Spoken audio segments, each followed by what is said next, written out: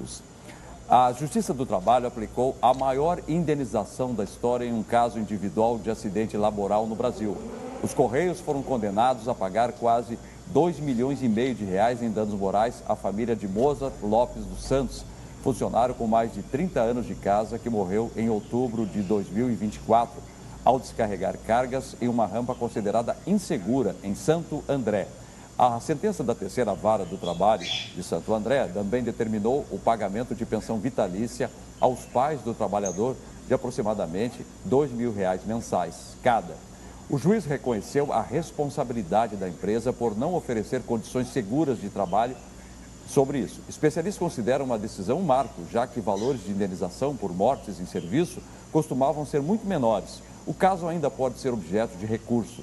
Essa situação recente retrata bem o papel da justiça diante de um acidente de trabalho.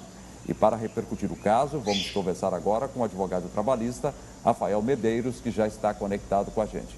Doutor Rafael, bom dia, prazer recebê-lo aqui no TH Mais Cidade. Então, essa decisão da justiça chama a atenção porque não é normal, não costuma acontecer com frequência assim? Exatamente isso. Nós temos nessa decisão um marco da Justiça do Trabalho do Brasil, uma vez que a Justiça vem em um movimento crescente de aumentar os valores de indenização. Isso, ao mesmo tempo, tem a tendência de diminuir o número de acidentes, porque indenizações mais severas fazem as empresas pensar duas vezes em investir mais em segurança para que não tenha um acidente de trabalho. E essa decisão em si, particularmente, é uma das maiores da história da Justiça do Trabalho no Brasil. Você acha que essa decisão abre precedente para outros casos semelhantes que estão em julgamento ou que eventualmente serão julgados no país? É o que se espera. Essa decisão está repercutindo já no mundo jurídico, seja em sites especializados, seja de um modo geral em grupos de advogados. Isso é um marco que será também regulatório para outros processos similares no Brasil, sem dúvida alguma. É uma moralização da Justiça do Trabalho em proteção à dignidade do trabalhador. Nesse processo em específico, uma família está sendo indenizada, mas o que se espera é a repercussão para outros casos similares no Brasil. Bom, a gente sabe que a lei, além da punição, ela também tem o caráter pedagógico. A partir dessa decisão, o senhor acredita que algumas empresas vão tomar cuidados em relação a descuidos que são feitos hoje, a algumas faltas de responsabilidade que acabam gerando o que nós constatamos aí? Exatamente. Historicamente, a Justiça do Trabalho vinha em um movimento de decisões com pequenos valores de indenização por dano moral. Isso, nos últimos 10 anos, gerou uma crescente no número de acidentes de trabalho no Brasil. Quando a Justiça começa a moralizar e punir as empresas de forma exemplar, haverá sim, conforme isso acontece em outros países de estudos específicos, como na França, Alemanha, provavelmente haverá uma diminuição no número de acidentes de trabalho.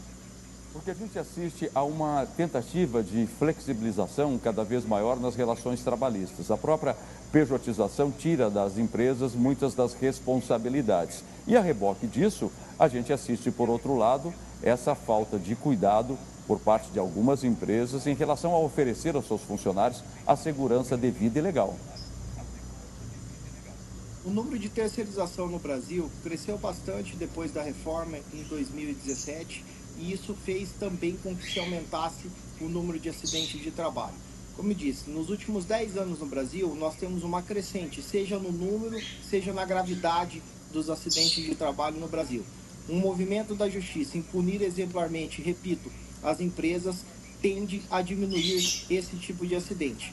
E também a precarização do trabalho à vida com as terceirizações é um outro mal que nós temos que combater a partir da Justiça do Trabalho também e toda a sociedade. A terceirização bem feita, que respeite os direitos trabalhistas, ela não é maléfica, mas na prática o que a gente vê é uma terceirização de todas as atividades da empresa e que infelizmente vem provocando sim precariedade no ambiente de trabalho. Para a gente encerrar, é bom que o trabalhador, diante de situações que são preocupantes, já comece a compor provas para um processo que poderá ser desencadeado após a sua demissão ou que, pior ainda, for o marco de uma tragédia, de alguma sequela maior? Vamos lá. O trabalhador normalmente tem poucas provas, porque os documentos e provas ficam com a empresa.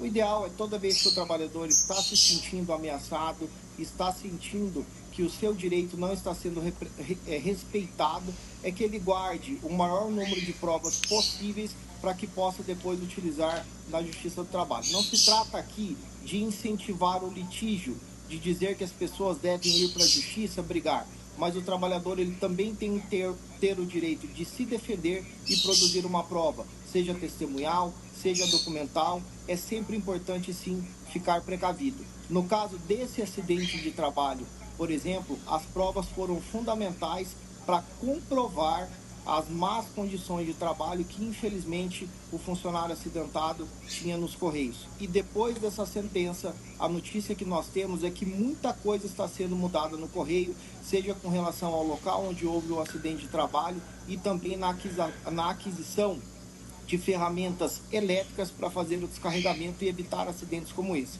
Ou seja, é uma sentença severa que está mudando as coisas no Correio, novas vidas podem estar sendo salvas.